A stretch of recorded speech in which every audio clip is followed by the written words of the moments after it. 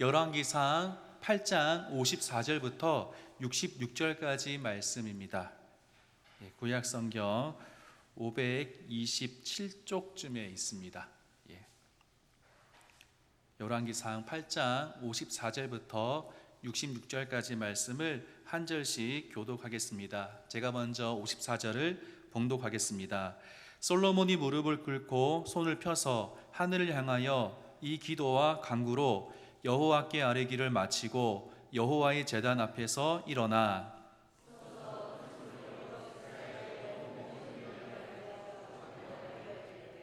여호와를 찬송할지로다. 그가 말씀하신 대로 그의 백성 이스라엘에게 태평을 주셨으니 그의 종 모세를 통하여 무릇 말씀하신 그 모든 좋은 약속이 하나도 이루어지지 아니함이 없도다.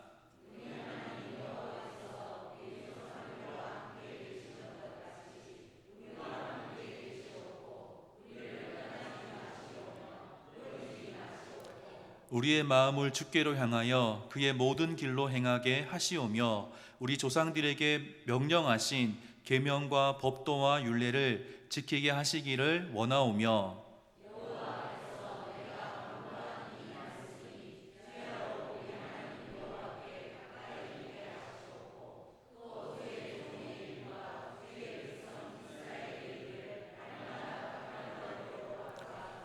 이에 세상 만민에게 여호와께서만 하나님이시고 그 외에는 없는 줄을 알게 하시기를 원하노라.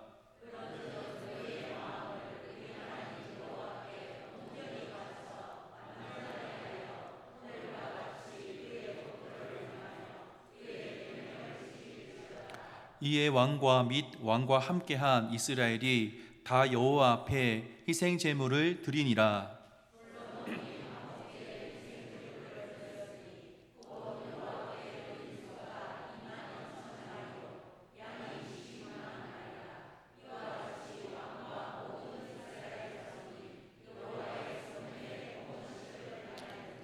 그날의 왕이 여호와의 성전 앞들 가운데를 거룩히 구별하고 거기서 번제와 소제와 감사 제물의 기름을 드렸으니 이는 여호와의 앞 놋제단이 작음으로 번제물과 소제물과 화목제의 기름을 다 용납할 수 없음이라.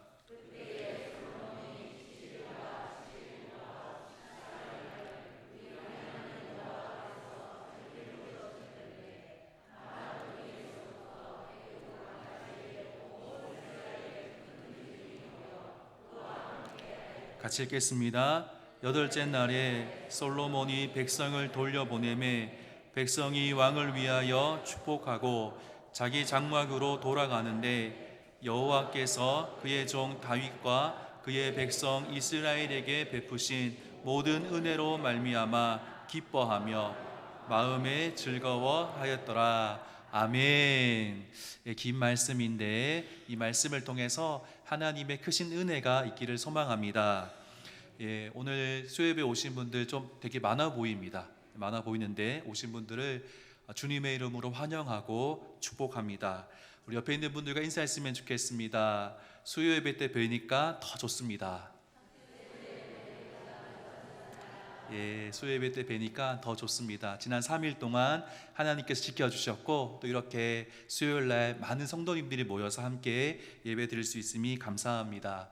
사랑하는 성도님들, 우리는 살면서 하나님께서 내 인생을 분명하게 인도하신다는 것을, 강력하게 인도하신다는 것을 느껴본 적이 있으십니까? 하나님의 역사하심이 분명히 내 삶 속에서 막 드러나고 느껴진 적이 있으십니까? 우리가 성경을 읽으면서 성경 속에 나와 있는 인물이 느꼈던 거 말고요, 그 설교를 들으면서 말고요, 그리고 누군가의 간증을 통해서 들었던 내용 말고 내 삶 속에서 생생하게 하나님께서 역사하신 그 역사를 경험한 적이 있으십니까? 아마 제가 성도님들께 한 분 한 분께 여쭈어 본다면 아마도 그런 일들이 굉장히 많았다라고 대답하실 것 같습니다. 저도 길지 않은 삶을 살았지만 이 삶 속에서 하나님의 강력한 역사하심을 경험하고 하나님의 강력한 역사하심을 만났던 적이 많이 있습니다. 하나님은요, 매 순간 우리를 하나님의 인도하심 가운데에 하나님의 은혜 속에 살도록 만들어 주십니다.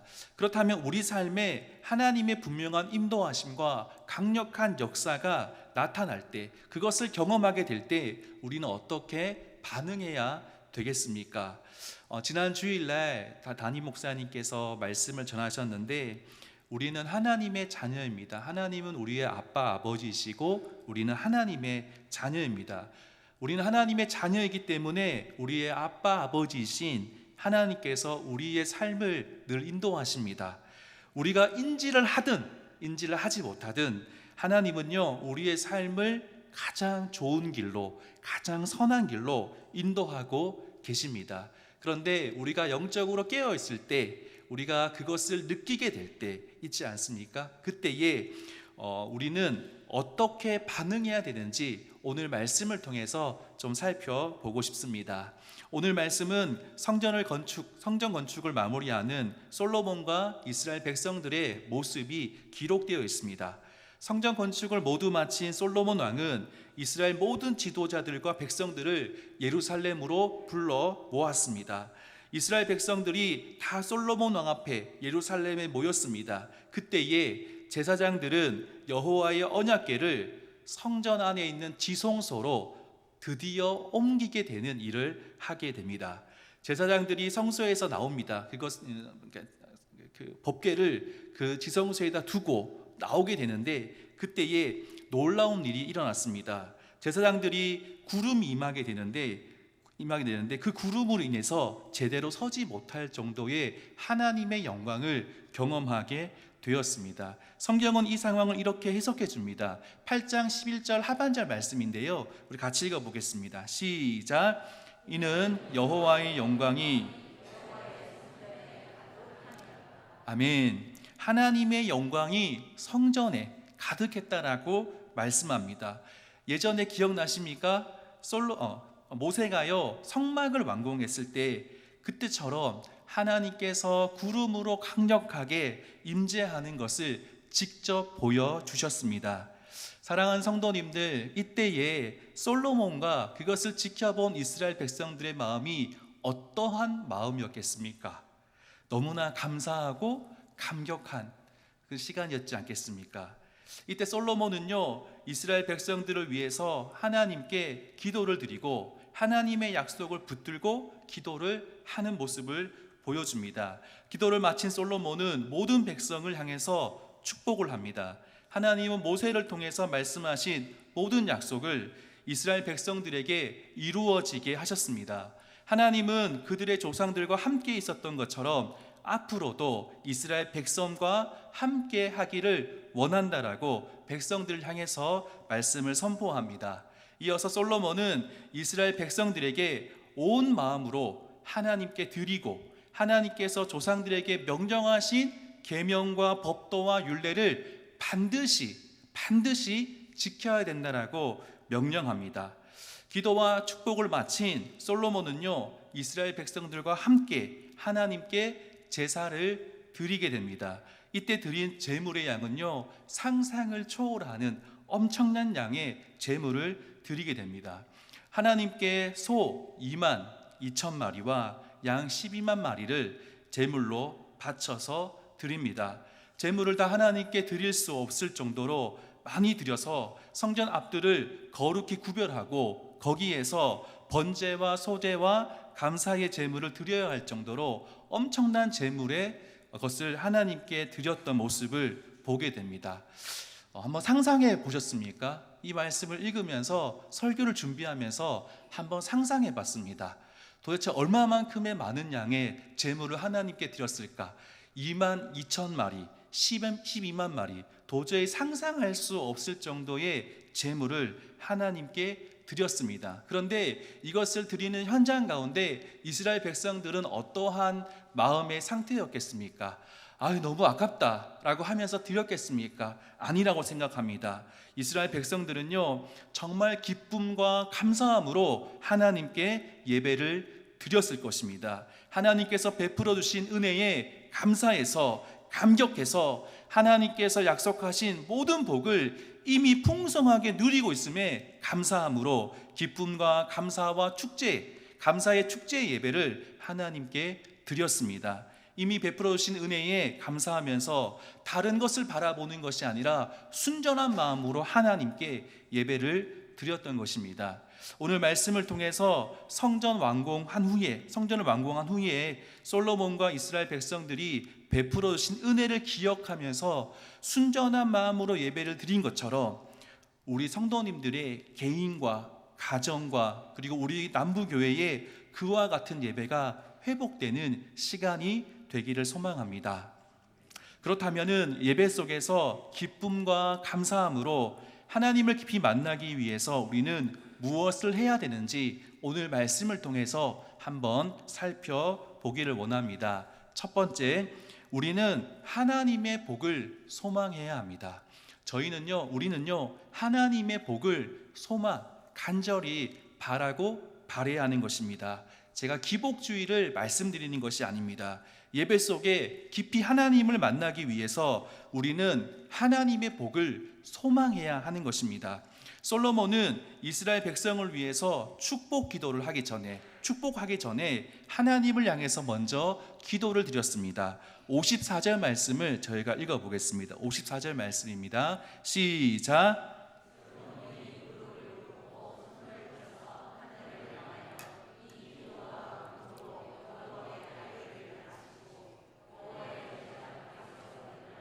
아멘. 솔로몬은 무릎을 꿇고 두 손을 들어서 기도했습니다. 하나님을 향한 겸손과 복종의 자세로 하나님이 말씀하시는 모든 것을 준행하겠다라고 하는 표현으로 그렇게 기도한 것입니다.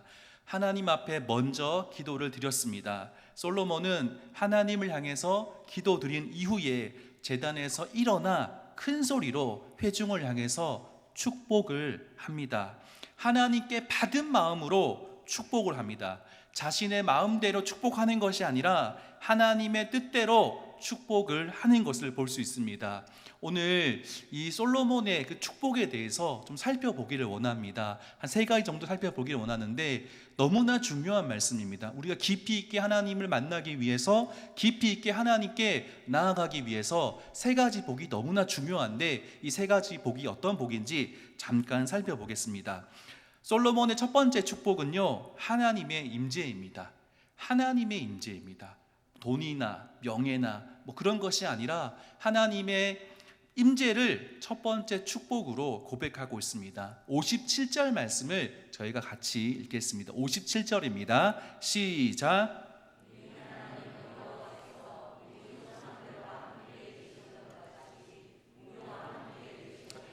우리를 떠나지 마시오며 버리지 마시옵고. 아멘. 솔로몬은 지금까지 자신을 인도하신 분이 하나님이라는 사실을 분명히 알고 있었습니다.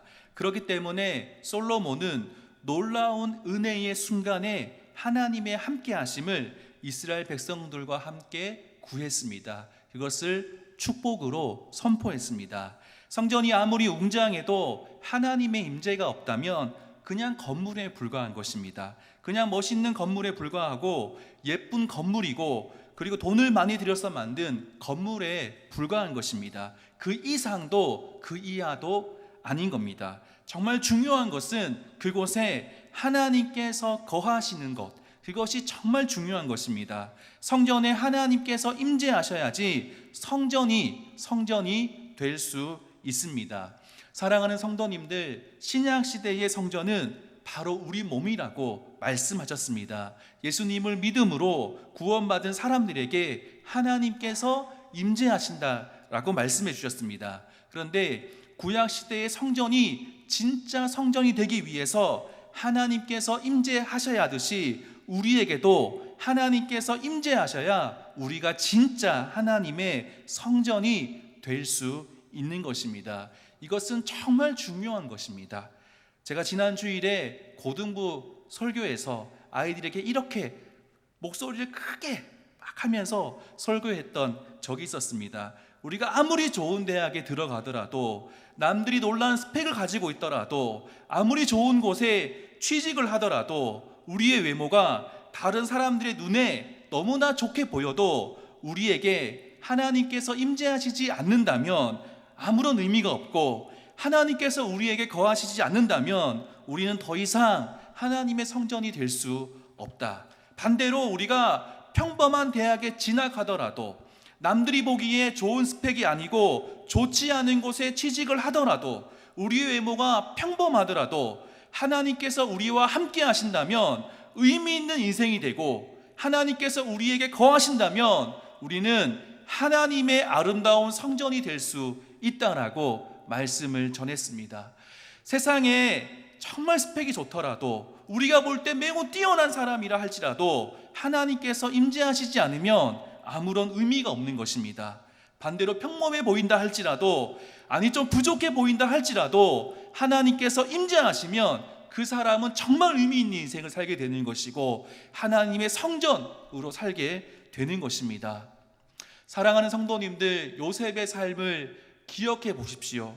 요셉이 형통한 삶을 살았다라고 말씀하고 있습니다. 이유는 하나님과 함께 했기 때문입니다.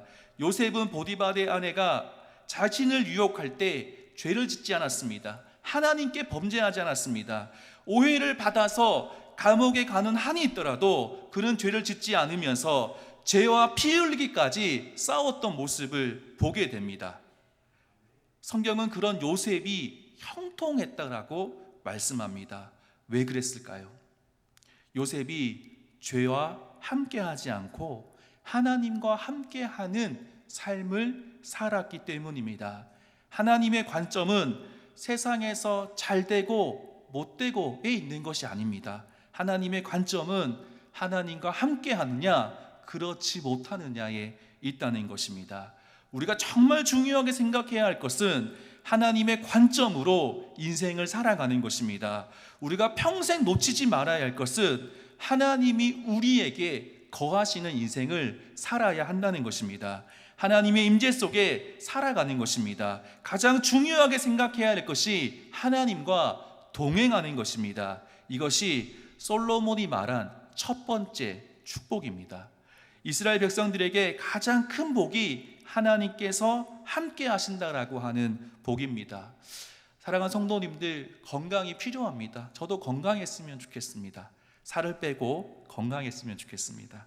그리고 재물도 필요합니다. 제가 고등부 아이들 만날 때 많은 것을 사주고 싶은 마음이 있습니다. 그리고 명예도 필요합니다. 이거 다 필요하죠. 하지만 그보다 더 좋고 더 완벽한 복은 하나님의 함께 하심에 있다는 것을 기억하시기 바랍니다.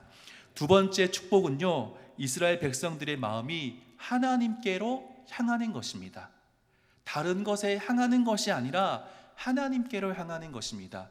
하나님께서 이스라엘 백성들에게 함께 하십니다. 내려오셨잖아요. 그런데 이스라엘 백성들이 그 하나님을 바라보지 않고 딴 데를 바라본다면 하나님을 만날 수 없는 것입니다. 58절 말씀을 저희가 함께 읽겠습니다. 58절입니다. 시작.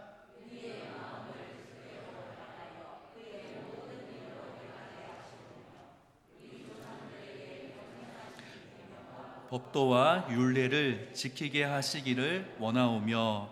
아멘. 하나님과 우리의 관계는 일방적인 통행이 아닙니다. 교제를 나누면서 마음을 나누는 관계입니다. 하나님이 우리에게 임재하시는 복을 소원하면서, 하나님 우리에게 임재해 주십시오, 하나님의 임재가 필요합니다라고 하면서 하나님의 뜻과 정반대로 걸어간다면 우리는 하나님을 만날 수 없습니다. 그렇기 때문에 우리는 하나님의 뜻대로, 하나님의 명령에 순종하면서 하나님께서 지시하신 방향으로 걸어가야 됩니다. 굉장히 어려운 것입니다. 말은 쉽지만 쉽지 않은 것입니다. 하나님께서 지시하신 방향이 어디에서 발견할 수 있습니까? 오늘 말씀을 보니까 계명과 법도와 율례라고 말씀합니다. 계명은 어떤 것입니까? 하나님의 명령입니다. 하나님께서 직접 명령하신 것이에요. 법도는 무엇입니까? 그것을 기록한 것입니다. 율례는 무엇입니까? 신앙적인 규칙을 말하는 것입니다. 이것이 어떻게 다르게 보이지만 실제로 보면은 거의 한 가지라고 보시면 됩니다. 하나님 말씀입니다. 하나님의 명령을 지키는 것이 중요하기 때문에 솔로몬은요 61절에 가서 다시 한 번 더 이것을 반복하면서 강조하는 것을 우리가 보게 됩니다. 하나님 말씀을 지키는 것을 축복으로 아는 것이 필요합니다. 이것이 의무가 아닙니다. 하나님께서 임재하시는데 우리가 다른 방향으로 가면 하나님을 만날 수 없습니다. 하지만 하나님 임재하실 때 하나님 말씀하신 방향으로 우리가 하나님 말씀을 따라간다면 하나님을 만나게 되는 것입니다. 그렇기 때문에 하나님의 법도와 명령과 계명, 율례를 지키는 것이 힘든 것이 아니라 오히려 그것이 우리에게 축복인 것을 기억하면서 그 말씀을 따라 살아갈 수 있는 우리 성도님 되시기를 소망합니다. 솔로몬의 세 번째 축복은 복의 통로가 되는 것입니다. 그러니까 이스라엘 백성들을 통해서 하나님의 복이 전파되는 것을 말하는 것입니다. 60절 말씀을 같이 읽겠습니다. 시작.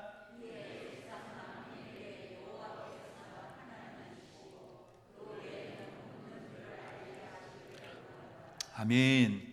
솔로몬은 여호와께서 이스라엘 백성들을 지키시고 돌봐주시는 것을 통해서 만민이 여호와 하나님을 알게 되기를 소망합니다. 이런 축복의 삶을 살아갈 수 있기를 빌고 있습니다. 기도하고 있습니다.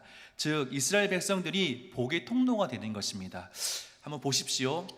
이스라엘 백성들이 하나님을 온 열방 가운데 전하는 사명을 부여받았습니다. 그렇다면 어떻게 그 사명을 감당할 수 있냐면 그들이 하나님 말씀을 지키고 하나님을 만나고 그 만남을 통해서 하나님 역사가 이스라엘 백성들 가운데 많이 일어나기 시작할 때, 다른 나라 민족들이 봤을 때, 다른 나라 백성들이 봤을 때 이스라엘 민족을 보니까 뭔가 특별함이 있다. 그 이유가 무엇인가? 뭔가 다른 특별함이 있다는 것을 느끼게 될 때 만민들이 여호와 하나님을 알게 된다는 것입니다. 그렇기 때문에 이스라엘 백성들에게 너희가 그 일을 통해서 축복의 통로가 되기를 원한다라고 솔로몬이 축복하는 것입니다. 이스라엘 백성들이 복의 통로가 되어야 된다라고 말씀하는 겁니다. 이스라엘 백성들이 섬기시는 여호와가 하나님이다, 이 세상의 주인이라는 사실이 그들을 인도하시는 하나님의 역사를 통해서, 그들을 통해서 나타나야 된다라고 말씀하는 겁니다. 이스라엘 백성의 역사 자체가 하나님을 알리는 메시지가 되기를 축복하고 있습니다. 그래서 솔로몬은 이스라엘 백성들의 신실한 모습을 통해서 하나님이 세상 가운데 드러나기를 축복하는 것입니다. 오늘날의 성도들 또 이 사명을 감당해야 합니다. 성도를 지키시는 하나님의 역사를 통해서 하나님이 세상 가운데 드러나야 하는 것입니다. 이런 축복이 우리의 축복이 되길 소망합니다. 지금도 믿음으로 살아가는 한 사람 한 사람을 통해서 하나님께서 세상 가운데 드러나고 계십니다. 우리의 모습을 통해서, 우리 남부교회의 모습을 통해서 믿지 않는 자들이 하나님을 알게 되고 하나님을 만날 수 있기를 소망합니다. 우리 교회가 그 일을, 우리 개인이, 우리 성도님들의 모습을 통해서 그 일들이 일어날 수 있기를, 그런 축복의 사람이 되기를 예수님의 이름으로 축복합니다. 솔로몬은 성전 봉헌식 중에 기도를 마치고 이스라엘 백성들에게 세 가지로 축복했습니다. 하나님은 이스라엘 백성들과 함께 하는 것, 이스라엘 백성들의 마음이 하나님께로 향하는 것, 그리고 이스라엘 백성을 통해서 하나님이 세상 가운데 드러나는 것입니다. 이 솔로몬의 축복을 우리도 소망하기를 소망합니다. 우리의 모습 속에 하나님의 임재가 있고 하나님과 동행함이 있고 우리의 모습을 통해서 하나님을 세상 가운데 드러내고 복음을 증거할 수 있는 우리와 우리 남부교회가 되기를 소망합니다. 두 번째로, 예배를 잘 드리기 위해서 필요한 두 번째로 우리는 기쁨으로 하나님께 드려야 합니다. 예배가 회복되기 위해서, 진짜 감격스러운 예배가 되기 위해서 첫 번째로 솔로몬이 했던 세 가지 축복을 바라봤다면, 이제는 진짜 우리가 그 기쁨을 회복하기 위해서, 예배가 회복되기 위해서 우리는 기쁨으로 하나님께 드려야 한다는 것입니다. 은혜 받은 이스라엘 백성들은요, 하나님께 자원해서 예물을 드렸습니다. 그것을 모아보니까 상상할 수 없을 정도의 엄청난 양의 제물을 하나님께 드렸습니다. 63절 말씀과 64절 말씀을 우리 한번 다시 읽겠습니다. 시작. 솔로몬이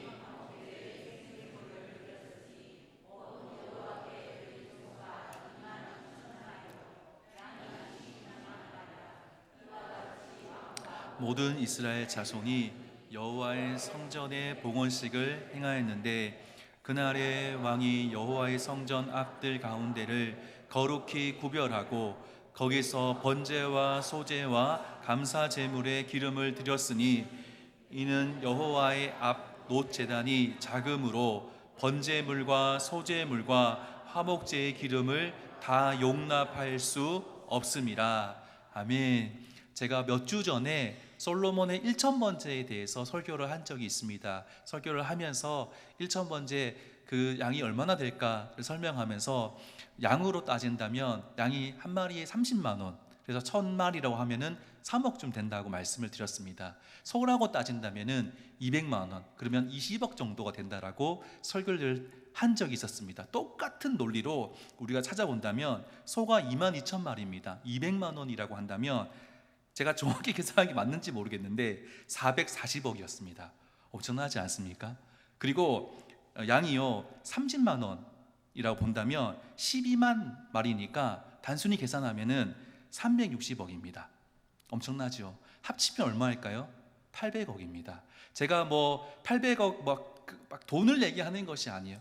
그만큼 엄청난 양의, 그만큼 마음을 모아서 하나님께 예배를 드렸던 이스라엘 백성들의 모습을 말씀드리는 것입니다. 솔로몬은 축복 기도를 마친 후에 성전 봉헌식을 하면서 하나님께 제사를 드렸습니다. 온 이스라엘 백성들이 함께 모여서 솔로몬 왕과 한 마음이 되어서 하나님께 성전을 봉헌하고 14일간 절기를 지켰습니다. 이 봉헌식 때에 드린 제물의 수가 엄청났습니다. 제물이 너무나 많아서 성전의 놋 제단만으로는 충분하지 않았습니다. 그래서 성전 바로 앞에 있는 뜰 가운데를 성별, 거룩하게 구별한 이후에 여러 개의 보조 제단을 그 뜰에 세워서 함께 제물을 드렸습니다. 그렇게 해야지 그만큼 많은 양의 제물을 드릴 수 있었던 것입니다. 솔로몬과 이스라엘 백성들이 드린 헌신의 정도가 얼마나 대단했는지를 우리에게 보여주고 있습니다. 제사를 드리기 위해서 성경에 보니까 하맛 어귀에서 애국 강까지 사람들이 다 모였다라고 말씀하고 있어요. 이는 솔로몬이 통치했던 전 지역을 나타내는 말입니다. 그러니까 전 모든 백성들이 이곳에 와서 함께 하나님께 제물을 드리고 예배를 드렸다라고 하는 것을 가리킵니다. 즉 모든 백성이 하나님께 제사를 드리기 위해서 모였고 한 마음으로 기쁨과 감사의 예배를 드렸다라고 말씀합니다. 상상을 해보았습니다. 하나님 앞에 봉헌식을 하는데 그 법궤를 두고 나올 때 하나님의 성전이 충만하게 임했습니다. 왕이 하나님 앞에 기도하고 그 말씀을 선포했습니다. 그리고 함께 예배를 드리는데 그 예배는 어떤 예배였겠습니까? 정말 기쁨과 감사와 축제 예배 아니었겠습니까? 예물을 드릴 때 너무 아깝다라고 하면서 드리지 않고 기꺼이 감사한 마음으로 하나님께 예배를 드렸던 것입니다. 사랑하는 성도님들, 예배는 드림이라고 말씀합니다. 드림이 빠진 예배는 예배가 아닙니다. 우리는 시간을 드려야 됩니다. 사랑하는 성도님들, 시간을 드리셔야 됩니다. 우리의 시간을 나를 위해 쓰는 것이 아니라 하나님을 위해서 드리는 것이 필요합니다. 제가 청년 때 저는 이렇게 되게 가까운 곳에 살았습니다. 교회에서 가까운 곳에 살아서 늘 교회에 살았습니다. 그래서 저의 별명은 그 사찰 청년이었습니다. 그래서 사실은 정말 교회를 사랑했습니다. 그래서 교회의 어느 부서에 가면 캐비넷을 어디를 열면 그 안에 뭐가 있는지 다 알았습니다.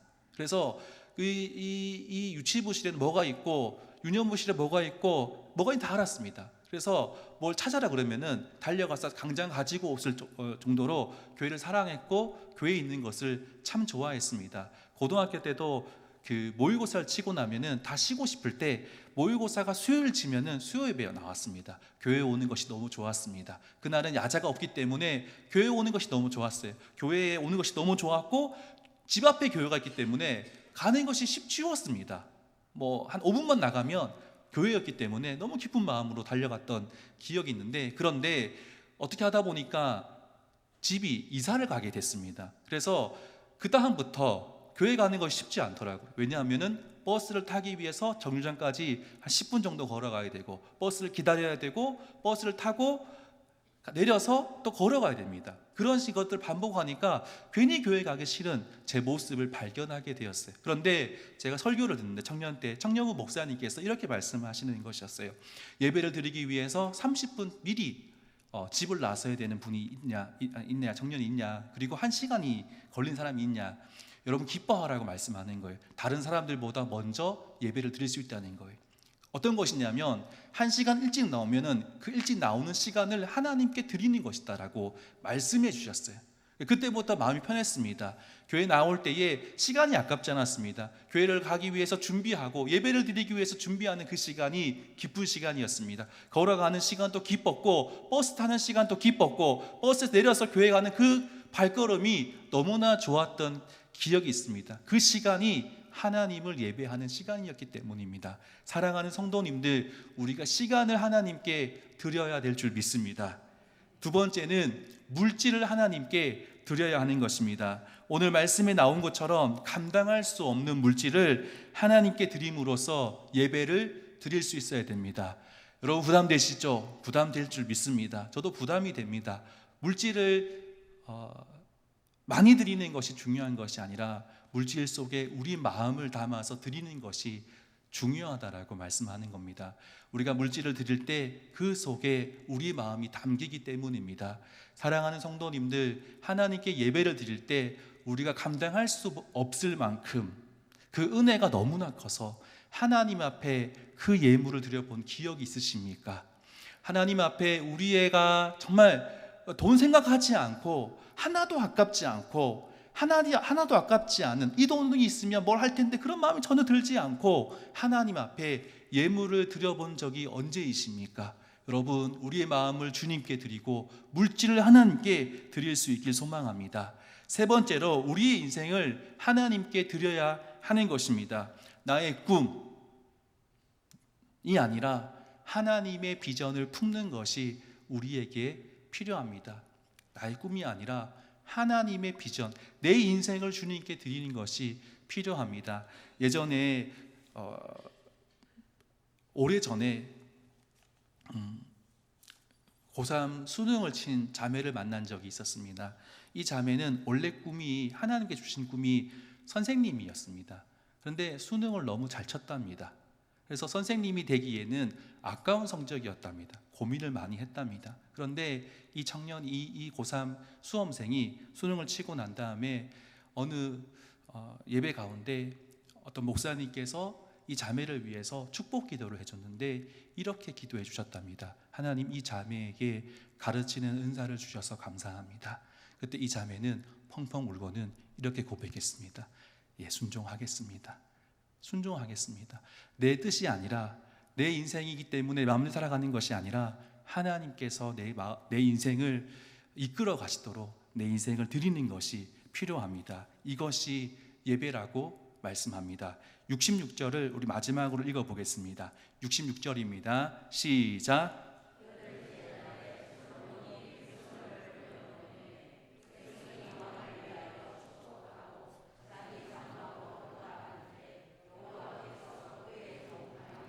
그의 백성 이스라엘에게 베푸신 모든 은혜로 말미암아 기뻐하며 마음에 즐거워하였더라. 아멘.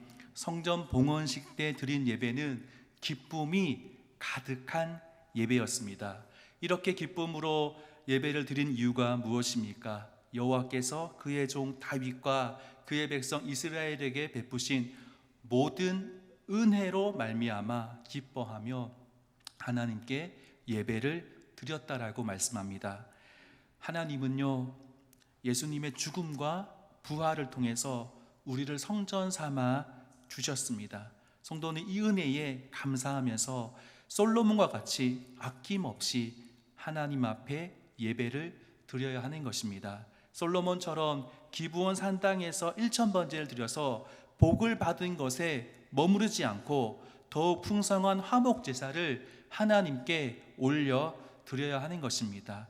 우리의 모습 가운데에 정말로 기쁨과 감사의 예배, 감격의 예배가 우리 남부교회 안에서 드려지는 그 일들이 있기를 주님의 이름으로 축복합니다.